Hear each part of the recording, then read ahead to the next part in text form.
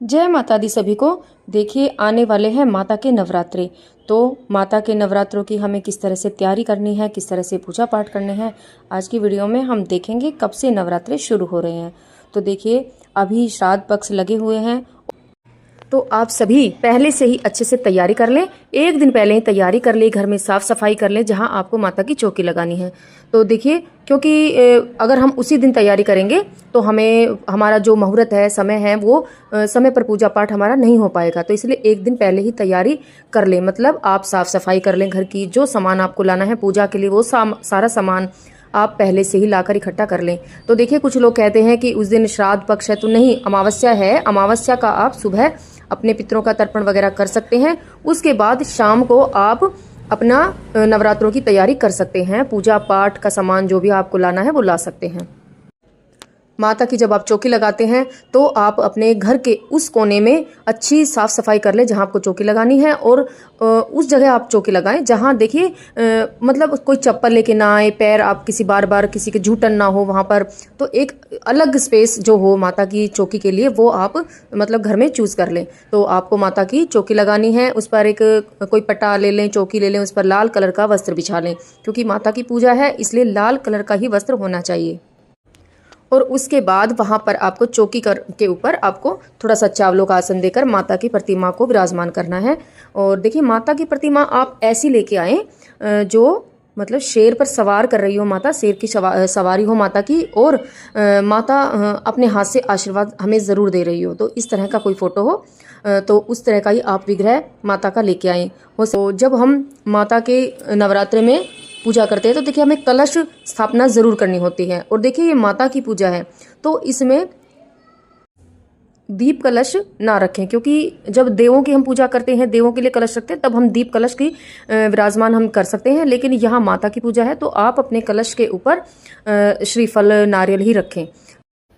और आप किसी पात्र में जवारे बोलें और जवारे के ऊपर ही आप अपनी कलश स्थापना कर सकते हैं, या फिर आप जवारे अलग से बो सकते हैं और कलश अपनी चौकी पर ही लगा सकते हैं। और इस तरह से भी आप कर सकते हैं, आपकी इच्छा है। अगर आप कलश रख रहे हैं, देखिए जब आप कलश रख रहे हैं तो आपको ध्यान रखना है जो माता के जो विग्रह हैं तो उसके राइट हैंड की तरफ ही आपको कलश स्थापना करनी है। इस बात का आपको विशेष रूप से ध्यान रखना है।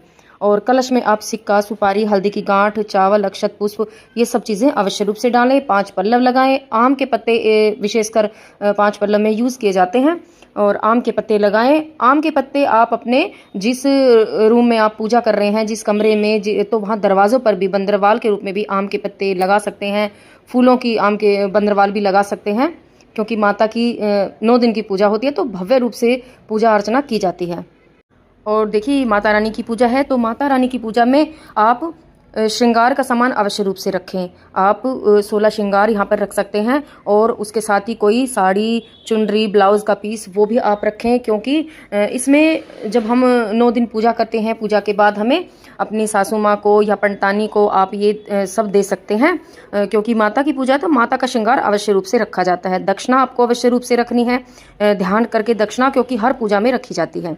और देखिए फल, आपको जो भी फल ऋतु फल आपको मिलते हैं आप यहाँ फल का भोग लगाएं। और मिठाई में आप पेठे का भोग लगा सकते हैं, क्योंकि अन्न का भोग ना लगाएं, क्योंकि व्रत है आपका तो आप प्रसाद रूप में बांट सकते हैं, आप भी खा सकते हैं। और इसी तरह से चौकी आपको लगानी है। और देखिए दीपक आपको अगर आपकी इच्छा है तो आप अखंड दीपक लगा सकते हैं जो पूरे 9 दिन चलता है, और या फिर आप रोज एक दीपक माता के सामने सुबह और शाम आपको अलग अलग दोनों समय आपको अलग अलग दीपक लगाना है। और आप तिल के तेल का भी यहाँ पर दीपक लगा सकते हैं, और सिरसों का तिल का भी यहाँ पर दीपक जलाया जाता है जो भैरव बाबा के नाम का जलता है। और 9 दिन माता के अलग अलग श्रृंगार माता के होते हैं, अलग अलग कलर के वस्त्र पहने जाते हैं, अलग अलग भोग लगाया जाता है। और अगर आपके यहाँ होता है तो देखिए साइड में एक पट्टे पर आप सफ़ेद रंग के वस्त्र बिछा दें और उस पर एक सफ़ेद कलर का वस्त्र रख दें और कुछ दक्षिणा रखें। और दक्षिणा में 1 रुपये ना लगाएं जो पितरों के लिए रखा जाता है। अगर आपके यहाँ होता है तो आप इसे अवश्य रूप से रखें। और उस पर एक पात्र आपको चावलों का भर के रखना है, और उसके ऊपर आपको एक गोला रखना है। और चौकी पर भगवान गजानंद को आप विराजमान जरूर करें। और देखिए माता को रोज पान का भोग लगाया जाता है, तो आप पान का भोग लगा सकते हैं, मीठे पान का भोग लगा सकते हैं। अगर आपको मीठा पान नहीं मिल रहा है तो आप पान के पत्ते पर लौंग इलायची रखकर उसका भोग लगा सकते हैं, थोड़ी सी मिश्री रख दें, उसका भोग लगाएं। रोज माता को आप पेठे का मिश्री का दोनों समय आपको भोग लगाना है, दोनों समय आपको दीपदान करना है, दीपक जलाने हैं, आरती करनी है माता की। और इस पूजा में नवग्रह की भी पूजा की जाती है, तो आप नवग्रह भी यहाँ पर विराजमान कर सकते हैं। नवग्रह के रूप में अगर आपके पास नवग्रह यंत्र हैं तो आप वो यहाँ पर विराजमान कर सकते हैं, नहीं तो आप 9 ढेरी चावलों की बना लें छोटी छोटी, और उसके ऊपर एक एक सुपारी रख लें, तो वहाँ भी आपको नवग्रह की पूजा वहाँ पर कर सकते हैं। सभी को जल के छींटे देने हैं, तिलक लगाना है, चंदन लगाना है, रोली लगानी है, और इस तरह से पूजन आप कर सकते हैं। माता की पूजा आप खुद भी कर सकते हैं विधि विधान से, और अगर आप चाहें तो आप पास में अगर कोई पंडित है तो उनको बुलवा कर भी ये पूजा आप करवा सकते हैं। क्यों शुरू के दिन, बाकी 9 दिन आप अपने आप भी पूजा कर सकते हैं। और हो सके तो माता की रोज आप छोटा सा सूक्ष्म हवन भी आप कर सकते हैं। माता के व्रत में हवन किया जाता है, और निर्वाण मंत्र का आप जप कर सकते हैं। और देखिए, माता के विग्रह को आप चुनरी जरूर अर्पित करें, छोटी सी चुनरी अर्पित करें, लाल कलर की सुंदर सी, क्योंकि देखिए नवरात्रे हैं तो नवरात्रों में आप मार्केट में जाते हैं तो बहुत ही सुंदर सुंदर आपको चुनरियां मिलती हैं, आसपास की दुकानों पे भी आसानी से मिल जाती हैं। तो छोटी सी एक चुनरी माता के लिए ज़रूर लेके आएँ, क्योंकि बहुत ही सुंदर लगता है जब इस तरह से हम माता का श्रृंगार करते हैं। और माता की चौकी को आपको फूलों से सुंदर सुंदर सजा देना है, और बहुत अच्छी तरह आरती करनी है, पूजा करनी है विधि विधान से। जब आप अगर खुद पूजा कर रहे हैं तो आप पूजा का जो मुहूर्त है वो समय देखकर ही पूजा करें। राहु काल में पूजा बिल्कुल भी ना करें, और क्योंकि राहु काल में कोई भी पूजा पाठ नहीं किया जाता है। खासकर शुरू के दिन आपको राहु काल का समय अवश्य रूप से देख लेना है। इसके अलावा आगे मैं फिर वीडियो लेके आऊंगी कि किस तरह हमें 9 दिन 9 अलग अलग कलर के वस्त्र पहनने हैं, किस तरह हमें 9 दिन 9 कौन कौन से 9 हमें माता के अलग अलग दिन भोग लगाने हैं, किस किस चीज़ का हमें भोग लगाना है, ये सभी वीडियो मैं आगे लेके आऊंगी। आप मेरी वीडियो को देखते रहिए, बने रहिए मेरी वीडियो के साथ। और इस तरह से माता की आपको पूजा अर्चना करनी है पूरे परिवार के साथ।